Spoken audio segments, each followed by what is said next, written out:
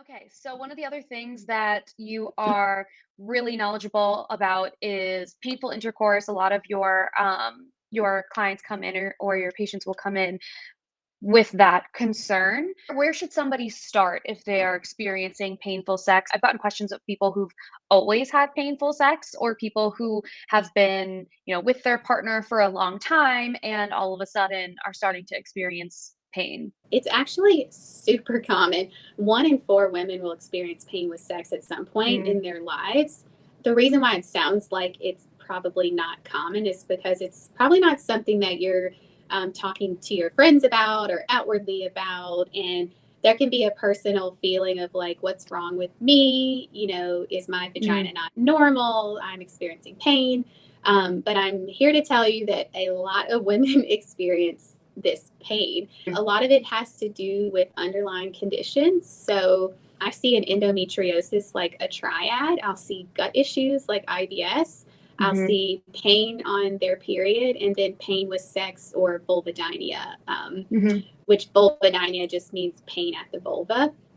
And so endometriosis would be the cause. And we would want to address both the pelvic floor reaction and response to that, and then mhm. also address the endo to really be getting at the root of it. Other reasons for pain with sex can be past trauma.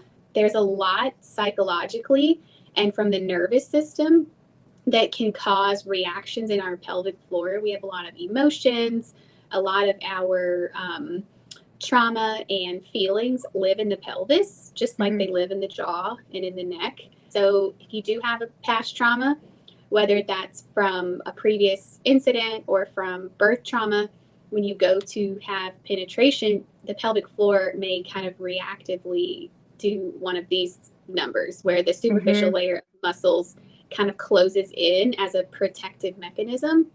We would want to address a lot of that aspect of it as well as the tension the muscles are holding.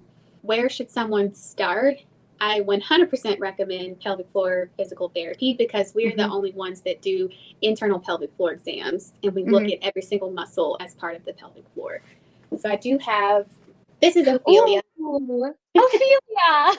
It's She's a pelvis. The pelvic floor is actually everything in red, and Oh, it's wow. multiple layers and multiple muscle groups that go all in each different directions. Now, men have almost exactly the same pelvic floor, but instead of having the open labia and vaginal lips, they have Mhm, this closed, but mhm.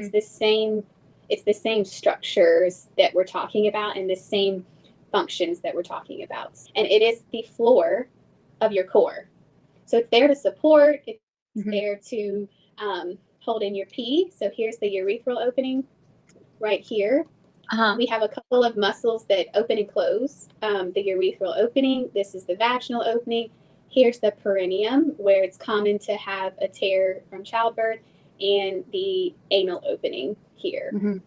So when we're talking about pain with sex, we're talking about a couple of different things. Upon penetration here, these muscles just need to relax and get out of the way. If there's some protective trauma or mechanism here, they tend to guard and they can be kind of squeezing as something Mhm. is trying to get in. Bladder and uterus is also going to be housed in here. Deeper Mhm. inside is our pelvic diaphragm, and you can see how many muscles there are, and they're connected to the hip and the spine. So if there's tension and tightness here, then also as you penetrate deeper, you can get trigger points in pain or even difficulty with orgasm. And if these muscles are affected, you can feel it up in your abdomen as well. Oh, thank you, Ophelia. So if you're experiencing that tightness from, not being able to sort of relax those muscles, are there any sort of exercises that you can do to loosen them up? So there's a lot of exercises you can do, and the first thing that I usually work with my patients is to get connected to the pelvic region. A Mhm. lot of times we've never thought about what that feels like or spent a lot of conscious effort on that part of our body. And so we go over a lot of breathing strategies, how to connect the diaphragm, because the diaphragm and the pelvic floor have a synchronous action. And so you can Oh. actually start relaxing the pelvic floor just by tapping into diaphragmatic breathing. In my practice, I have developed a combination of orthopedics and pelvic health. And so I'll often look outside of the pelvis. So I want to see not just that your pelvic floor is tight and holding tension, but I want to see what's going on at your lumbar spine, your cervical spine, your hips, your glutes, your hamstrings. We want to see all of those muscles interplaying, and maybe something's not quite balanced and it's pulling on one side and creating that tension. And so that's what I do with my clients. Depending, I'm usually hesitant to recommend pelvic tools without an exam. However, I do recognize maybe not everyone watching will have access to a therapist or know somebody that they can go see. And so getting a pelvic tool to get started can be really helpful. A lot of these diagnoses are just kind of blanket terms. Vaginismus just means there's a squeezing and an involuntary kind of contraction here. If something enters, it's going to be burning and aching and painful. And so we want to treat not only the muscles, but we want to treat the nervous system response to that. And so dilators are one way that we can give the brain positive feedback. Start with the smallest one. You're probably looking at it like, oh, that's not so bad. And you just put some lubricant on it, make sure it's clean. These can house microbes, bacteria, so over clean these. You're going to just put it in and you're going to do your breathing, and you're going to almost go into like a little mindfulness meditation. Feel that change in the pelvic floor. Feel how the lips relax around the dilator. When there is no more discomfort with the small one, we move up and we insert another size. Same way. Whenever we change sizes, there's usually an increase in pain and an increase in anxiety and that nervous system response, but we want to calm ourselves down with our strategies. And we're teaching the brain that it is okay to have a big stretch around the vaginal opening. And then I like to get partners involved as well, because when you do it, it probably hurts less, but when there's that neuro reaction, when somebody else does it, we don't have as much control. So your partner can also practice doing this as well. And this set of dilators is from Intimate Rose. And we can link a discount code below, but these are BPA-free silicone. You want to keep them clean, and you want to make sure you're cleared by your doctor to use these. You don't want to be doing this if you have an infection or something else is going on. So definitely encourage you to talk to your doctor about that, but they can be really helpful to start with. I've seen people discuss like the whole sort of dilator process, but it's really helpful to actually see it, and also the suggestion of having your partner do it as well. If you have a lot of anxiety surrounding that penetration, having somebody else do it is going to be a much different experience than doing it yourself. So that's really, really helpful. And I feel like that sort of addresses a lot of sort of like the do-it-yourself portion of pain management, anxiety management. It's a lot of like that mindfulness and the neurological connections that you're kind of course correcting. I would imagine that that would be alongside sort of like the mental health counseling, a similar method to remediate some, SA type of symptoms. That would be something that would be helpful, Yes, definitely, because we want to take the threat away from the pelvis. So when we are using dilator treatments and we're using partners also participating, we're recreating new neural pathways that tell the brain, hey, this is just sensation. It doesn't have to be pain. And I can recognize this as a sensation and let it go. The more that you can do that, the more you can return to sex pain-free. And I just had a client who we went through this whole process together.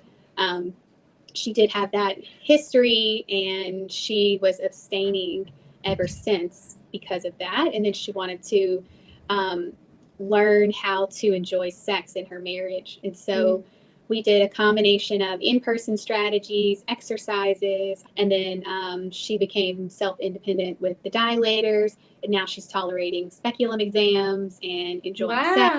And I just think, we need to be talking about this more, because women should enjoy sex. It shouldn't be not fun. Yes, absolutely. Absolutely. And when I done the show, one of the things that the woman I was working with at the time was all about rewiring those neurological connections. And so one of the things that they had me do on the show was the vulva hug. And it's a similar, it's a similar type of theory where you're just showing your body that I can, place hands on my own genital areas, and it is safe, and it is something that's meant to be enjoyable, and sort of like having those moments of like almost meditating on it and just like letting your body relax and sink into it so that it can feel less like, armed, and you have the freedom to really let your body remember that this is something that is enjoyable and fun and doesn't have to, elicit a pain response. A large reason why I continued in this path was to see the success of people who were experiencing pain or had really, bad experiences, turn it around and really be able to enjoy this part of their life again. And it's just like the most beautiful, gratifying thing. And I'm sure that you can relate to that, having those experiences too. Yep, that's absolutely why I do this, and that's why I do it in a private clinic, because I spend over an hour with my patients. And I found when I was working in a busy gym, women were just not going to confide as much of their history, and we weren't getting to the bottom of it. So giving women the time and space to really peel back those layers like an onion can really be just therapeutic in itself.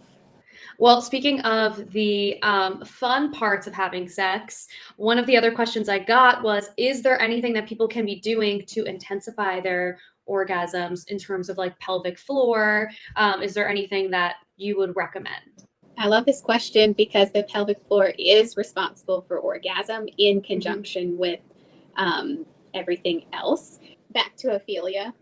What is an orgasm? So, an orgasm is a quick succession of contract and relax by the deep pelvic floor muscles. So, these deep muscles in here. So, it's basically like contract, contract, contract, contract, contract. So, that's what a female orgasm is.